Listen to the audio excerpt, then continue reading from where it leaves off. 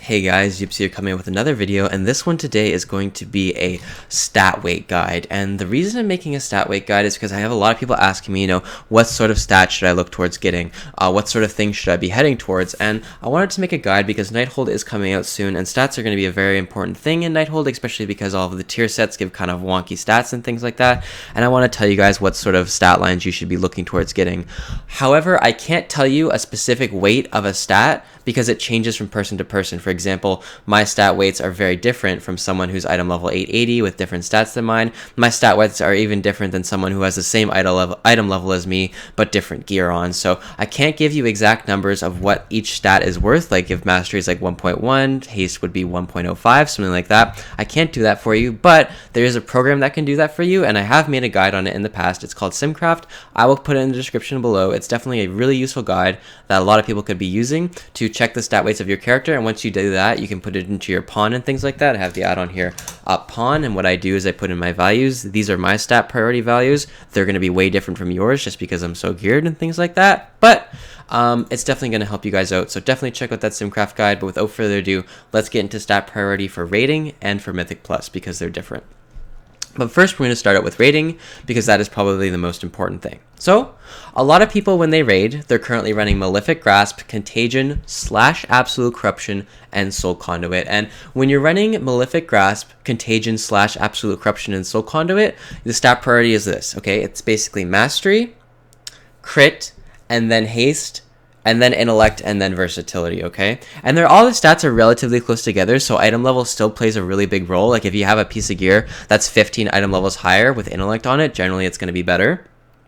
But those are the stat weight priorities. Now, I want to talk about in what portion you should be getting them around when you're at a reasonable item level, what sort of percentage you should be looking at, because I can tell you what percentages will roughly give you a good, nice, balanced stat line.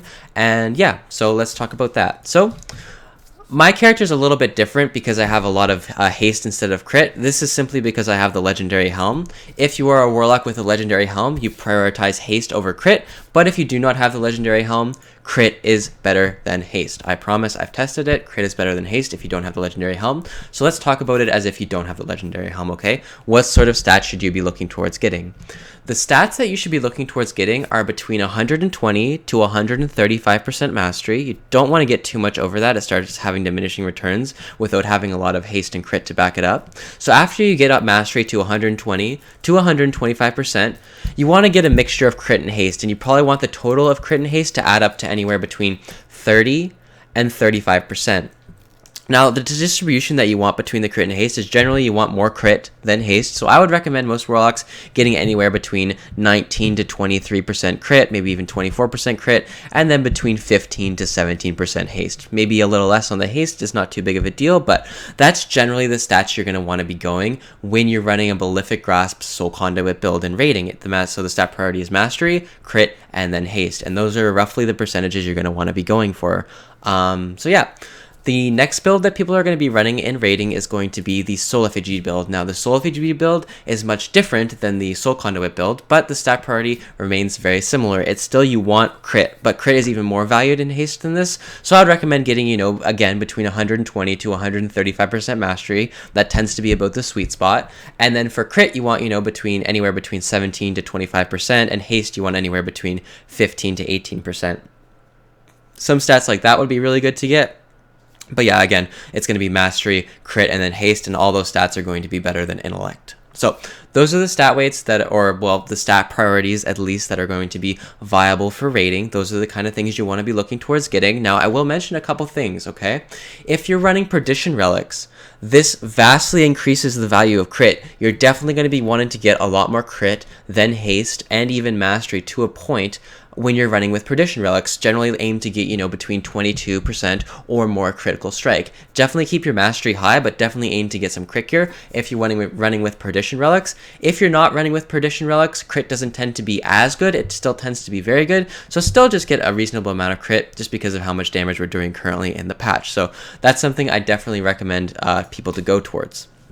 Now, that's for raiding, okay? This is for single target, for 2 target, 3 target cleave, things like that.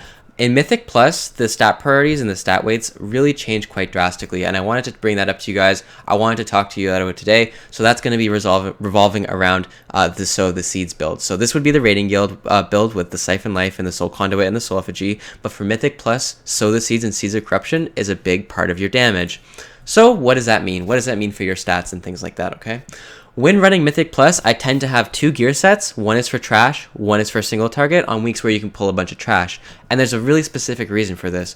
When you're pulling trash, a vast majority or portion of your damage comes from Seed of Corruption, and since such a big portion of damage is coming from Seed of Corruption, you do not need as much Mastery as you do when you're raiding. And this is why. Mastery only increases the damage of your dot effects. It only increases the damage of Agony, Corruption, Siphon Life if you're talented into it, and Unstable Affliction. It doesn't increase the damage of Seed of Corruption. But Crit and Haste indirectly increase the damage of Seed of Corruption. If Seed of Corruption is critting more, obviously it will hit on average higher. If you're able to get more Seeds of Corruption out in a shorter window, obviously that will increase your DPS. Versatility, if you have higher values of versatility, it's going to increase the damage of your Seed of Corruption. So what I recommend for Mythic Plus, and what I tend to do, is when I switch to this gear, you'll see my stat priority vastly changes. All of a sudden I'm back up at 24% crit compared to 13 or 12%. I value crit much more when I'm running the Seed of Corruption build, and I value haste much more than you normally would. See, if you add these two totals together, it ends up being like 45% rather than the recommended 30 to 35. So you can see that I'm really devaluing Mastery and Mythic Plus, and I'm really valuing haste and crit.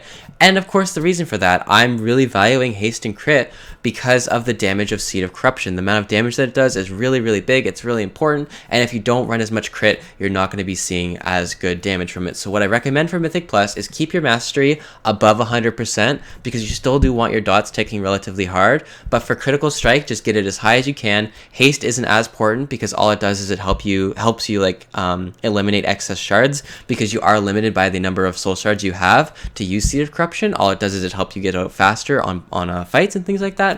Generally, you want a high amount of crit though. Anywhere between 24 to 30% is a really good value to get. So that's what I recommend for Mythic Plus, and that's what I recommend you guys to get. So this has been a stat priority guide. So now you know about what it's like for raiding and for Mythic Plus. I hope this guys helped you out, and I hope it really showed you sort of what stats you should be aiming towards getting come Nighthold.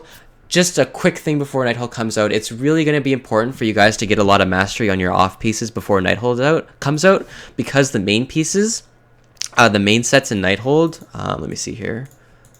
If we can go to item sets, the main pieces that you're going to be getting, the shoulders, the chest, the gloves, and the legs, they don't have a lot of mastery on them, and warlocks need mastery as affliction. So I definitely recommend you guys getting a lot of mastery on your bracers, your rings, your boots, your waist, your cloak, and your neck before this comes out, because you're really going to be needing mastery in order to still do damage, and you're going to need the set bonus in order to get that increased UA and Siphon Life damage. So that's just a quick tip, a quick recommendation for you guys to start thinking about. And I hope you guys like this video. I hope you guys appreciate some of the knowledge I give you. Make sure you check out that simcraft guide in the description below. It'll really help you if you want to know how to use simcraft. I teach it all there. It's all, all good, how to use those profiles and things like that. So if you're ever confused about it, check it out. Thanks for watching, and I will see you guys later.